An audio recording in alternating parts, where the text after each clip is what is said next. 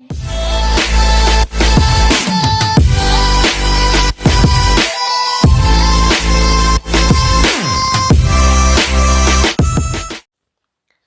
friends, welcome back again on the Homeopathy Med course, and today I will discuss Index Formca, which is very prominent male remedy as which was proved by the our Hahnemann sir. Okay, तो देखिए इस video में actually मैंने पूरा ए से लेकर Z तक information include कर दी है, जो कि आपको ईबी नैश में मिलेगी, बोरिक में मिलेगी और एलन स्कीनोट में मिलेगी और एसके दुबे में मिलेगी। ठीक है, तो सारे जो ऑथर है उनका कॉन्साइज फॉर्म यहाँ पे आपको मैं प्रेजेंट कर रहा हूँ। ठीक है, सो स्टार्ट करते हैं। और ये जो कॉन्साइज फॉर्म है ये इसमें आपको लॉजिकल एक्सप्लेनेशन मिलेगा और दूसरा आपको ट्रिक भी मिलेगी इसको अंडरस्टैंड करने में। ठीक है, तो देखिए इनके जो पेशेंट होते हैं, सबसे पहला पेशेंट टाइप हम नेक्स्ट फॉर्म का की जो बेसिक प्रोफाइल है वो जानेंगे। ठीक है, ओवरऑल ग्रॉस अपीयरेंस हम जानेंगे कि पेशेंट कैसा दूर से दिखेगा वगैरह। ठीक है, तो देखिए इंडोर लाइफ होता है और फोर्स टू इंडोर लाइफ, मतलब इंडोर लविंग। इनके जो पेशेंट होते हैं वो इंडोर लाइफ ज़्यादा जीते हैं, मतलब इंडोर लाइफ उनको कह सकते हैं कि प्रेफरेबल होता है इनके लिए या फिर लवर होते हैं। तो जैसे इंडोर लाइफ वाले कौन कौन से होते हैं, कौन कौन से कैटेगरी आ सकती है इनकी, जैसे स्टूडियस होते हैं, स्टूडेंट्स, बिजनेसमैन जो कि हमारे लैपटॉप पे काम करते हैं। ठीक है, जो हमारे अलग अलग वर्किंग प्रोफाइल होता है आप जानते हो। ठीक है, या फिर हम उनको समअप करते हैं तो person engaging in the task और job involving the mental work much much greater than the physical work. Okay, तो आप इसमें तमाम एग्जांपल आप इंक्लूड कर सकते हो या सोच सकते हो। ठीक है, जिसमें आपको ये क्राइटेरिया मिलता हो। ठीक है, ये देखने को मिलता हो। इससे होता क्या है कि जो मेंटल एग्जॉशन इनमें क्रिएट होता है और मेंटल रश और थ्रश इनमें जो है मेंटली ये काफ़ी बिजी रहते हैं। ठीक है, हर वक्त इनका दिमाग जो है चला करता है। ठीक है, इसके चलते क्या होता है कि इंडोर लाइफ लवर हो जाते हैं या फिर प्रेफर करते हैं। ओके, अब यहाँ पे जो माइथ जो है, ठीक है, जो कहावत है नक्सपमका के बारे में अधिकतर कहा जाता है कि it act as a side effect neutralizer develop from the chronic intake of crude drugs. जो हम क्रॉनिक जो हम एलोपैथिक ड्रग्स या आयुर्वेदिक ड्रग जो हम यूज़ करते हैं, ठीक है, कोई भी ड्रग हम क्रूड फॉर्म में अगर यूज़ कर रहे हैं क्रॉनिक समय के लिए, तो उसके यूज़ करने के बाद जो हमें जो साइड इफेक्ट आते हैं उसको ये न्यूट्रलाइज करने में हेल्पफुल होता है। बट कंडीशन क्या है कि ओनली सिम्टम्स करस्पॉन्ड, और यहाँ पे ब्रैकेट में आप देख सकते हो जीआईटी, क्योंकि जीआईटी इसका मेन अफेक्शन है। ठीक है, तो ट्रिक अगर हम बात करें तो नेक्स्ट फॉर्म का जो होता है ना, ये बेसिकली जो जीआईटी कंप्लेंट्स होती है उनके लिए दिया जाता है। मेनली जो है ये कहाँ एक्ट करती है और उसके जो पेशेंट होते हैं वो किस कैटेगरी के सिम्टम्स के साथ अपने आप को ज़्यादा पसंद करते हैं, जीआईटी सिम्टम्स के साथ। ठीक है, उसके बाद जो है पेशेंट का जो लुक होता है, ठीक है, लुक जो होता है पेशेंट का वो किस तरह का होता है। Patient is a thin, irritable and beverage lovers. Beverage lovers मतलब जो कॉफ़ी ड्रिंकिंग या जो डिबॉकरी में जो काफ़ी इन्वॉल्व होते हैं। ठीक है, सोडा, ब्रांडी, विस्की, रम, वोडका, ये सब जो ज़्यादा, क्योंकि ये हाई प्रोफाइल लोग होते हैं अधिकतर, बिजनेसमैन और स्टूडेंट्स जो इंडोर वर्क जीते हैं। ठीक है, तो इनमें ये सब काफ़ी बिवरेज वाली जो एक्टिविटीज़ होती हैं वो काफ़ी देखने को मिलती है। बट इसके साथ क्या है कि जो बिवरेज लवर तो होते हैं बट इनके ये इफेक्ट को ईजिली बर्दाश्त भी नहीं कर पाते। इनके चलते जो है इनको डिस्पेप्सिया की प्रॉब्लम, जीआईटी की प्रॉब्लम जो है क्रिएट होने लगती है। ठीक है, तो ये बात ध्यान रखिएगा। इसके बाद अगर मेंटल की बात करें, ठीक है, तो मेंटल में देखिए दो कंडीशन थी, एक तो इंडोर लाइफ लवर होते हैं और दूसरा excessive mental work. Indoor life के चलते ये इनका कॉन्सिक्वेंस क्या होता है कि डू नॉट प्रिफर और बिकम हैबिचुअल टू टॉलरेट, और डू नॉट प्रिफर या हैबिचुअल टू टॉलरेट और do not want to be disturb by the surrounding.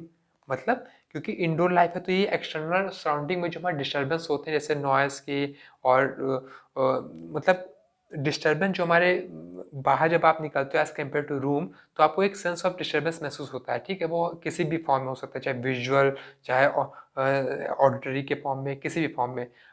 मगर जब ये इंडोर लाइफ जीते हैं तो ये चाहते हैं कि इन्हें ये हैबिचुअल हो जाते हैं किसी भी चीज़ को, ओवर सेंसिटिव हो जाते हैं। एक्चुअली अगर मैं बात करूँ ओवर सेंसिटिव हो जाते हैं किसके प्रति, नॉइस, लाइट और डिस्टर्बेंस के प्रति। ठीक है, और एक्सेसिव मेंटल वर्क के चलते क्या होता है कि they do not want to be disturb, mental irritability में हो जाती है। ठीक है, तो इन दोनों के कॉन्सिक्वेंसेस से क्या होता है कि they become very over sensitive, they do not want to be disturb, they do, even the slight disturbance of noise या visual create them angered, okay, और mental irritable, okay. इसके बाद अगर if anything go against their these features then they become quarrelsome and angry, ठीक है। अगर इनके इस तरह चीज़ें अगर हो रही हैं, ठीक है, पेशेंट को अगर झेलनी पड़ रही है डिस्टर्बेंस या या फिर इरिटेबिलिटी, तो ये क्या करते हैं कि क्वारलसम हो जाते हैं, मतलब लड़ने पे उतार हो जाते हैं या फिर गुस्सा बहुत जल्दी हो जाते हैं, ठीक है। तो ये इनका होता है मेंटल। अब आप जानते हो, आपने कभी भी खुद भी एक चीज़ एक्सपीरियंस किया होगा कि जो लोग मेंटल वर्क करते हैं या आप खुद मेंटल वर्क करते हो, तो आप you do not want to be disturb while doing your work, okay, and due to this habit, if they become a habit of doing mental work, then it also become the nature of being oversensitive in the term of disturbance, okay. now अगर हम physical की बात करें तो physical में हमें क्या है कि स्फीयर ऑफ एक्शन जो है इसका, ठीक है, इसका हमारा स्फीयर ऑफ एक्शन जो है वो एक स्पाइनल कॉर्ड में देखने को मिलता है और एक जीआईटी में। आप देख रहे हो जीआईटी के बाद मैंने 3-4 एरो लगाए क्योंकि जीआईटी से एसोसिएटेड जो हैं वो सिम्टम्स होते हैं, इनके स्फीयर ऑफ एक्शन होते हैं, इसलिए मैं इसको बाद में डिस्कस करूंगा, ठीक है। अभी फिलहाल हम स्फीयर ऑफ स्पाइनल कॉर्ड के बारे में डिस्कस करते हैं। तो स्पाइनल कॉर्ड जो है या फिर सीएनएस, इसमें सबसे पहले जो आपको ध्यान रखना है, इसमें बेसिकली 4 चीज़ें आपको ध्यान रखनी है, ठीक है। सीएनएस में आपको 4 चीज़ें क्या, एक तो burning sensation of spinal cord, ठीक है। आप यहाँ पे स्पाइनल कॉर्ड देख रहे हो, यहाँ पे से नर्व निकल रहे हैं और इसको मैंने येलो रंग से हाईलाइट किया है, यानी कि मतलब कलर किया है, यानी कि ये बर्निंग सेंसेशन है इसमें, ठीक है। तो इस बर्निंग सेंसेशन से क्या होगा, एक तो उसको लंबर जन में बैक एक महसूस होगा, ओके, जिसको बोलेंगे लंबर पेन, और इसका एग्रीवेशन जो है वो 3 से 4 AM के बीच में, ठीक है। इसका भी मैं आपको ट्रिक बताऊंगा, एक विजुअल मेमोरी में आपको दूंगा, ठीक है, आप ध्यान रखिएगा। फिलहाल अभी must set up in the bed in order to turn in the bed, ये जो इसका बिहेवियर है, ठीक है, ये बहुत इंपॉर्टेंट है कि जो अगर लंबर पेन जो है इसको इस रात में होता है 3 से 4 बजे के बीच में, और इसको अगर करमटे बदलना है, ठीक है, अगर इसे बेड में करमटे बदलना तो इसको ये लेट के नहीं बदल पाएगा, इसको पहले उठना पड़ेगा बेड से, मतलब अपने बैठना पड़ेगा बिस्तर पे, फिर वो करमटे बदलेगा, ठीक है। तो ये बिहेवियर इसका काफ़ी इंपॉर्टेंट है। इसके बाद इसको सर्वाइको ब्रैकल प्लेक्सस न्यूरेल्जिया हो जाता है, ठीक है, हो सकता है, जिसमें कि जो सर्वाइकल प्लेक्सस के अलोंग जो नर्व हैं, ठीक है, उन ये कहाँ सप्लाई करेंगे, हमारे आर्म्स में, अपर लिम्स में। तो अपर लिम्स में हमारे वैरायटी ऑफ न्यूरल्जियास, हमारे न्यूरोपैथी डेवलप होंगे, जैसे पैरालिसिस ऑफ आर्म और बर्निंग, टिंगलिंग और नमनेस इन द आर्म्स वगैरह, ठीक है। उसके बाद जो है इसी के चलते जो है, ठीक है, स्पाइनल कॉर्ड या सीएनएस के नर्व अफेक्शन के चलते जो है क्रैकलिंग ऑफ नीज भी महसूस होगी और लोकोमोटर अटैक्सिया भी से डेवलप होगा, मतलब चलने के दौरान जो है इसे डिसबैलेंस महसूस होगा। अब आइए, अब हम बात करते हैं कुछ हमारे दो ऐसे ऑर्गन्स, दो ऐसे बॉडी के पार्ट जो कि स्पेसिफिकली इससे अफेक्टेड होते हैं।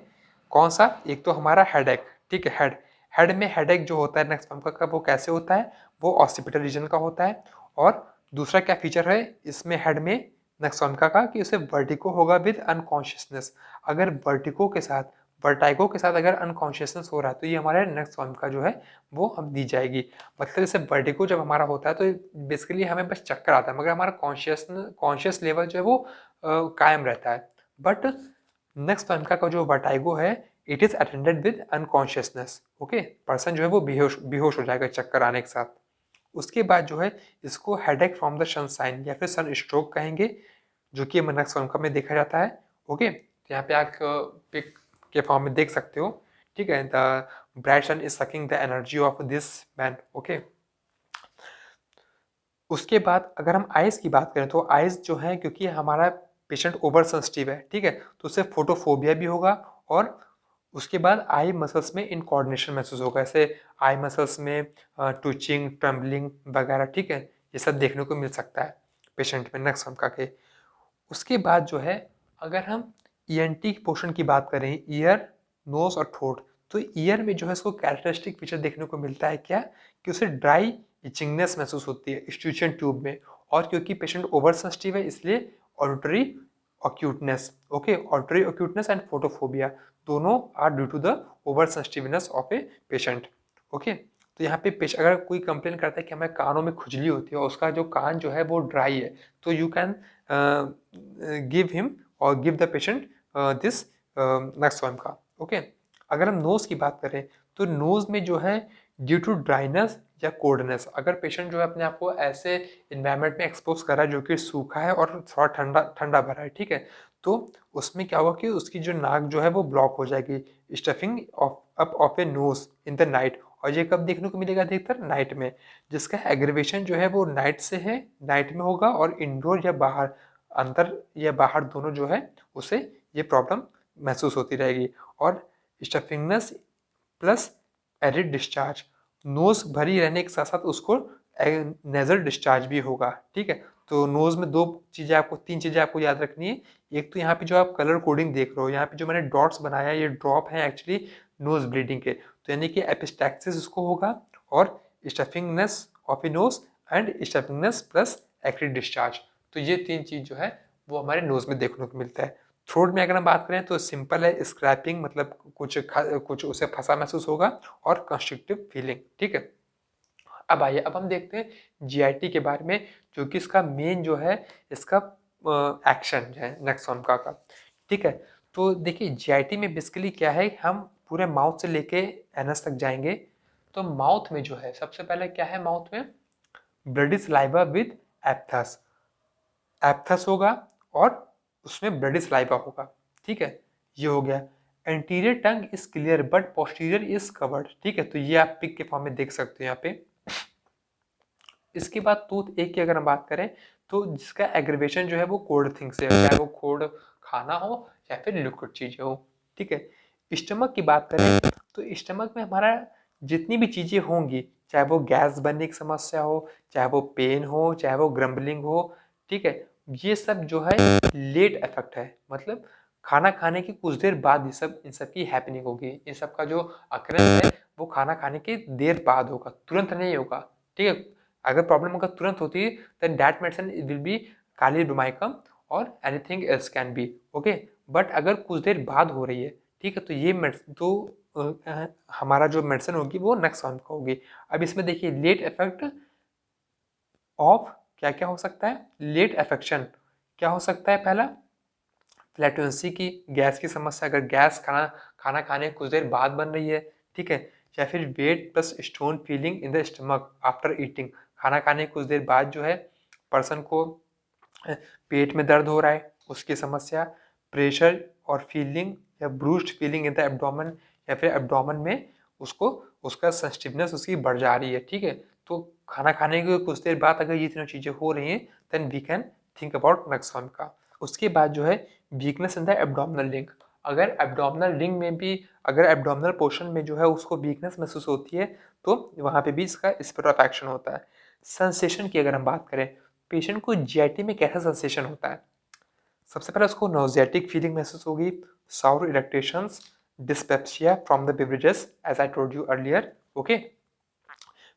फैटी थिंग्स आर टॉलरेबल, देखिए फैटी थिंग्स जो हैं वो उसको बर्दाश्त है, मगर जो बिवरेजेस हैं जैसे कॉफ़ी ड्रिंक वगैरह, ठीक है, ये सब इसको नहीं बर्दाश्त हो पाता है, डिस्पेप्सिया होने लगता है, ठीक है। और सॉर इरिटेशंस और नोजियाटिक फीलिंग ये तो कॉमन है अगर जीआईटी में प्रॉब्लम होती है, ठीक है।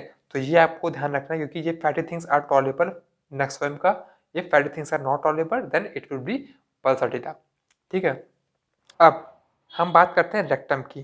तो रेक्टम जो है, रेक्टम में जो कॉन्स्टिपेशन सबसे मेजर फीचर है इनके जीआईटी के अफेक्शन का, जो कि पेशेंट आप अपने आप को प्रेजेंट करता है आके, ठीक है, मैक्सिमम टाइम ओपीडी में कॉन्स्टिपेशन के बारे में। तो इनका जो कॉन्स्टिपेशन की इनकी जो पेकुलरिटी है वो क्या है कि सबसे पहले कॉन्स्टिपेशन में इनको डिज़ायर होगा जाने का, ओके, प्रेशर डेवलप होगा स्टूल पास करने का, बट ओके होगा क्या, but frequent unsuccessful desire for passing stool, उसको प्रेशर बनेगा जाने का, मगर जब वो जाएगा तो उसको होगी नहीं। इसी के चलते इसका एक बिहेवियर बनता है या देखने को क्या मिलता है, frequent unsuccessful desire for passing stool, क्योंकि उसे प्रेशर बन रहा है मगर जब वो जा रहा तो हो नहीं रहा, ठीक है। तो इसीलिए वो जाएगा बार बार, फ्रीक्वेंट अनसक्सेसफुल क्योंकि उसे हो नहीं रहा है। और डिजायर रिप्रेजेंट है for passing stool, frequent unsuccessful desire for passing stool indicate our what nux vomica. वहीं पे बोरिक में इटैलिक के फॉर्म में ये भी स्टेटमेंट लिखा है कि lack of desire for stool contraindicate next form का। अगर पेशेंट कहता है कि मेरे को इच्छा ही नहीं करती तो नेक्स्ट फॉर्म का आप भूल ही जाओ। अगर पेशेंट कहता है कि हाँ हमें इच्छा होती है, मगर जरूरी नहीं कि ये आपको सिम्टम्स मिले, फ्रीक्वेंट मतलब बार बार जाना पड़ता है। अगर पेशेंट ये से बोलता है कि हाँ मैं बहुत कम जाता हूँ मगर हाँ मुझे प्रेशर बनता है, तो नेक्स्ट फॉर्म का can be given as a पैडिएशन। ओके, वो 80 या 70% वर्क करेगी। अगर पेशेंट ये बोलता है कि हाँ मैं बार बार जाता हूँ और मुझे जब भी जाए तो मेरे को होती नहीं है, then that would be the case of next form का। ओके, उसके बाद जो है हेमोरॉइड्स भी देखने को मिल सकता है, पासिंग स्टूल। अगर स्टूल पास करता है जितने भी डिस्चार्जेस होते हैं, ठीक है, नेक्स्ट फॉर्म का में सॉरी, जितने भी डिस्चार्जेस होते हैं नेक्स्ट फॉर्म का में, चाहे वो मेंसेस हो, चाहे वो स्टूल का हो, चाहे वो यूरिनेशन का हो, इन सभी डिस्चार्जेस में पेशेंट को डिस्चार्ज करने के बाद जो है रिलीफ मिलता है। ठीक है, दैट शुड बी नोटेड और केप्ट इन द माइंड। इसके बाद after the much use of purgatives, क्योंकि साइड इफेक्ट है ड्रग्स का, ठीक है, तो इससे क्या होगा, इसके साइड इफेक्ट से अल्टरनेट डायरिया एंड कॉन्स्टिपेशन देखने को मिलेगा। ठीक है, अब हम डिस्चार्जेस की बात करते हैं। तो डिस्चार्जेस में जो है सबसे पहला हमारे यूरिनरी ब्लैडर का अगर हम देखें, यूरिनरी सिस्टम का, तो इसमें सिस्टाइटिस होता है, इन्फ्लेमेशन ऑफ ब्लैडर। तो हमें पता है कि सिस्टाइटिस में कौन से ट्रायड्स होते हैं, 3, dysuria, painful urination, polyuria, frequency बढ़ जाती है, और bladder in the painfulness in the bladder region. ठीक है, सॉरी। तो ये हमारे यूरिनरी ब्लैडर का डिस्चार्ज हो गया। फीमेल मेंसेस की बात करें जो कि डिस्चार्ज में आता है, उसमें तीनों ही चीज़ हमारी बढ़ जाती है। कमिंग मतलब अपीयरेंस जो है वो भी बढ़ जाता है, मतलब बहुत जल्दी आ जाएगा समय से पहले, अमाउंट में भी काफ़ी बढ़ जाता है, और परसिस्टेंस भी बढ़ा हुआ होता है, मतलब जल्दी आएगा, अमाउंट भी खूब डिस्चार्ज करेगा और खूब देर तक रहेगा भी, खूब खूब समय तक रहेगा भी। ठीक है, और मेंसेस होता है किस तरह का, इनका ब्लैक कलर का। ठीक है, और उसके साथ कौन सा में कॉन्कोमिटेंट देखने को मिल सकता है, विद प्रोलैप्सिंग ऑफ यूटेरस। ओके, तो ये हमें देखने को मिल सकता है। उसके बाद अगर हम बात करें मेल की, तो मेल में हमें जो है emission from the high living and excited easily, तो ये बताने की जरूरत नहीं है, आपको पता है। इसके बाद जो है हम अगर हम स्किन और रेस्पिरेटरी की बात करें, तो इनका जो अफेक्शन है ये जीआईटी के साथ देखने को मिलेगा।